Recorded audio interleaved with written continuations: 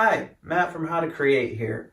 Today I'm going to be showing you one of the easiest ways to create your own 3D models on your Mac or PC. We're going to be using a free software application called Sculptris, and if you have any experience working with clay, you should feel right at home with this. So right off the bat, when you first open Sculptris, what you're basically going to be seeing is just a little ball of clay. You can use the right mouse button to rotate your object around, and if you select a tool, you can use the left mouse button to manipulate the clay, like you would with your hands. Now for the majority of this video, I'm going to be using the grab tool, and I'm going to be creating a humanoid figure with a head, 2 arms, and 2 legs. The other 2 tools you'll see me using are called the crease tool and the draw tool, which are basically opposites of each other, where the draw tool will bump that section out on your model, and the crease tool will just create a crease going inwards.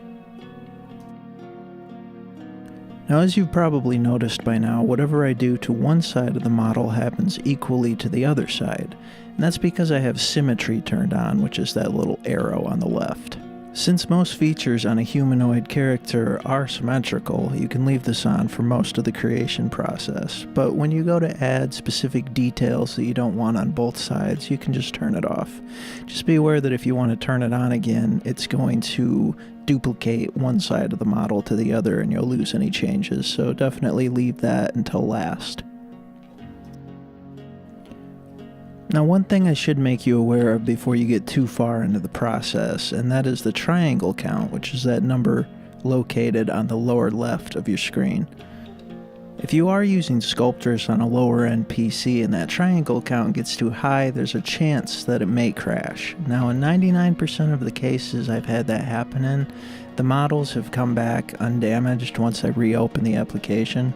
But it's a chance you don't really want to take, so be sure to use that reduce selected tool to monitor your triangle counts.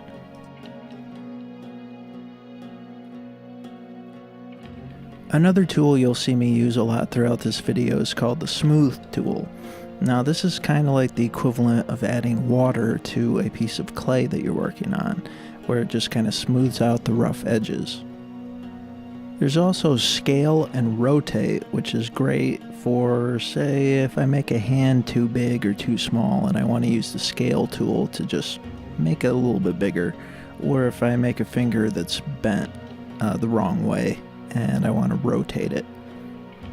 So those are just some of the basics of Sculptris. I'm going to go ahead and let the video play out, and I'll see you at the end.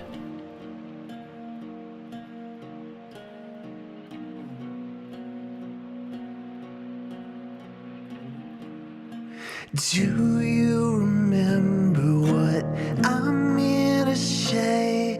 'Cause I blocked out everything before today. Pieces of bullets dug out of her face, but some of them stuck and just add to the weight. I know these feelings and I know their sway, but feelings I found only get in the way. You could be anything you want to be, as long as that thing is convenient for me. Don't wait, take me back home. Everyone's here 'cause they thought I was gone away. Can't wait, I'm going home. I've been stuck here in a life that I can't atone.